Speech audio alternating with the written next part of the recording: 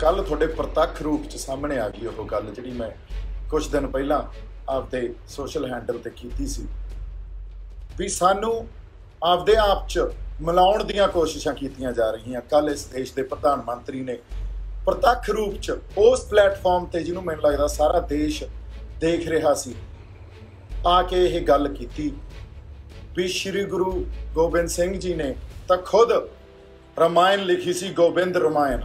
सो तुसी जिहड़ी मैं गल कर रहा सी वो प्रतख रूप च तुहाडे सामने आ गई। ये गल बड़ी चिंताजनक आ, इहदे ते सानू चिंतन करना इस गल ते बनदा ते उहदे विचों सानू कुछ ना कुछ इन्हां अमलों चों कुछ सीखना पऊगा।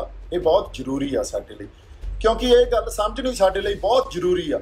जिहड़ी किसे वेले नस्ल कुशी हुंदी सी वो शरीरक हुंदी सी, अज उस नस्ल कुशी का जिहड़ा एक दूजा रूप आ वो ये आ भी तुहानू आपदे आप च मिला लिया जाए, थोड़े धार्मिक ग्रंथां च मिलावट करके, थोड़े रवायती ज्ञान नू ठेस मार के या उहदे च ढाल आके या थोड़ी जिहड़ी रवायती होर रवायतां थोड़ी जीवन शैली आ उहनूं खत्म करके ते थोड़ी माँ बोली ते अटैक करके तीन चीज़ां दे थ्रू थोनू आपदे आप च असिमिलेशन जिन्हों आपां कहने अंग्रेजी का एक वर्ड आ असिमिलेशन, वो आपदे आप च थोनू असिमिलेट कर रही आ ते असीं ये होण दे रहे हैं।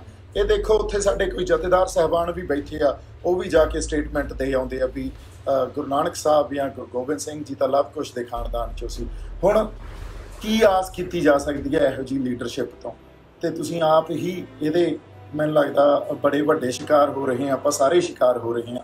पहली गल करते हैं धार्मिक ग्रंथां दी। जदों तुसीं ये देखो 10वें ग्रंथ ते अज बहुत वड्डी बहस पंथ दे अंदर चल रही है या पंजाब दे अंदर चल रही है, क्योंकि एक गल याद रखनी बहुत जरूरी आ। श्री गुरु नानक साहब के टाइम तो ही उसे वेले तो शाब्दिक हमले या कोई नकली रचनावां गुरु साहब का नां यूज़ करके ये हमले होने शुरू हो गए सी। सो ये हमले शुरू होंदे होंदे पहली पातशाही, दूजी पातशाही, तीजी पातशाही, चौथी पातशाही होंदे रहे, पर गुरु नानक साहब ने भी इस गल की लड़ाई जारी रखी, आपदा बिरतांत रचिया, सरीरक रूप च उदों मौजूद सी। उस तरह दूजी पातशाही ने, तीजी पातशाही ने, पंजवीं पातशाही ताईं आउंदे आउंदे साडी जिहड़ी बाणी सी उहनूं एक श्री गुरु ग्रंथ साहब का रूप पंजवें पातशाह ने देता। हुण पंजवें पातशाह ने जदों श्री गुरु ग्रंथ साहब का रूप देता, उहनूं हुण बदलना या उहदे च मिलावट करनी बड़ी औखी सी। सो जिहड़ा श्री गुरु ग्रंथ साहब साडे अगे अज असीं उहनूं नमस्कार करते हैं, नतमस्तक हुंदे आ। हुण इस गल ते मैं इस करके आ रहा, देखो इस गल कल जिहड़ी मैं 267 स्वरूप जिहड़े मिसिंग आ उहदी गल कीती सी। ये बहुत सीरीयस मुद्दा, इहनूं बहुत सीरीयसली लिओ तुसीं, क्योंकि इस गल ते सवाल उठने चाहिए आ। सवाल SGPC दे जिहड़े साडे रिप्रजेंटेटिव आ वो जवाब देण, या जिहड़े भी जथेबंदी आ साडी इस गल लई जिम्मेदार आ भी वो स्वरूप गए किधर, वो जवाब देण। क्योंकि गुरु नूं तुसीं किताब समझी जांदे हो, साडे लीडर ही गुरु नूं किताब समझी जांदे आ। ये तो ऐ जिवें कोई किताब किसी नूं वंडती ते उहदा किते वेरवा ही नहीं। एक गल बहुत सोचण समझण वाली है जी। जदों गुरु साहब का स्वरूप कितों किते अखंड पाठ साहब का प्रकाश होना होवे, गुरुद्वारा साहब तो ਚੱਲਿਆ होवे, पंज प्यारे लैके जाते होण ते असीं राह च किते लंघ रहे होईए तां असीं राह छड्ड के पासे हो जांदे आ, उत्थे नतमस्तक हुंदे आ, धरती नूं मत्था टेकदे आ। सो इन्ना साडे च सत्कार आ, क्योंकि वो प्रगट दे आ गुरु दी। जदों प्रगट दे आ गुरु दी तां गुरु नूं गुरु वाला सत्कार क्यों नहीं दिता जा रहा।